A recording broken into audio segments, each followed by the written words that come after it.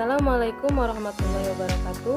Perkenalkan, saya Putri Suci Ramadhani dengan NPM A1A022085, Prodi Pendidikan Bahasa Indonesia kelas 6C. Baiklah, selanjutnya saya akan menjelaskan tentang teks prosedur. Teks prosedur adalah jenis teks yang berisi langkah-langkah atau tahapan untuk melakukan sesuatu dengan tujuan agar pembaca dapat mengikuti dan memahami proses tersebut dengan benar. Teks ini sering dilakukan dalam berbagai bidang seperti memasak, penggunaan alat elektronik, perawatan kesehatan, hingga prosedur administratif. Selanjutnya ada tujuan teks prosedur.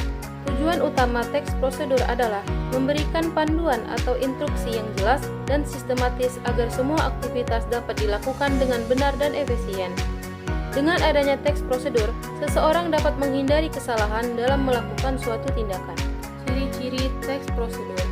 Yang pertama, struktur yang sistematis. 2. Menggunakan kalimat perintah atau imperatif. 3. Menggunakan kata penghubung kronologis. 4. Menggunakan kata kerja aktif. 5. Menggunakan bahasa yang jelas dan langsung.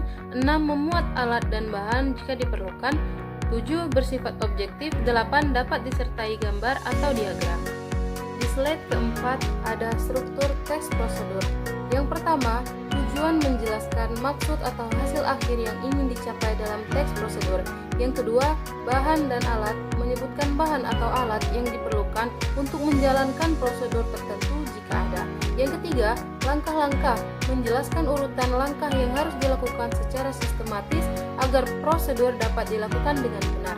4. Penutup opsional bisa berupa saran atau peringatan untuk mendapatkan hasil terbaik atau menghindari kesalahan. Jenis-jenis teks prosedur. Yang pertama, teks prosedur sederhana, berisi langkah-langkah yang singkat dan mudah dilakukan, misalnya cara menghidupkan laptop atau cara membuat mie instan.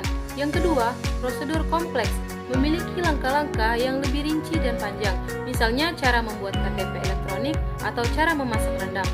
Yang ketiga, ada teks prosedur protokol, memiliki langkah-langkah yang fleksibel dan tidak harus berurutan, misalnya prosedur keamanan di kantor atau langkah-langkah penanganan kebakaran. Nah, di sini saya akan memberikan contoh teks prosedur. Cara mendaur ulang sampah plastik menjadi pot bunga. Tujuannya mendaur ulang sampah plastik menjadi pot bunga yang bermanfaat dan ramah lingkungan. Alat dan bahannya: botol plastik bekas, pisau atau gunting, cat warna-warni, kuas, paku kecil atau solder untuk melubangi dasar botol, tanah dan bibit tanaman. Langkah-langkah: yang pertama, siapkan botol plastik bekas dan bersihkan dengan air. Yang kedua, potong bagian atas botol menggunakan gunting atau pisau sesuai ukuran yang diinginkan. Yang ketiga, buat beberapa lubang kecil di bagian bawah botol untuk drainase air.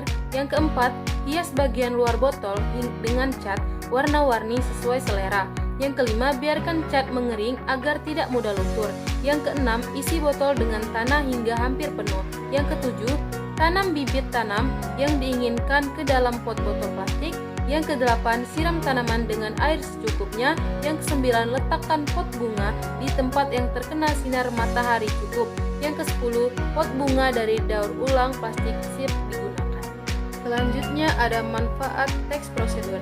Yang pertama, membantu seseorang melakukan sesuatu dengan benar, misalnya dalam memasak atau menggunakan alat elektronik. Yang kedua, menghindari kesalahan dalam suatu proses seperti prosedur pendaftaran atau perakitan produk. Yang ketiga, meningkatkan efisiensi dan efektivitas terutama dalam dunia industri dan administrasi. Yang keempat, memberikan informasi yang jelas dan akurat, membantu penggunaan memahami langkah-langkah tanpa kebingungan. Yang kelima, mendukung upaya pelestarian lingkungan seperti dalam proses daur ulang sampah.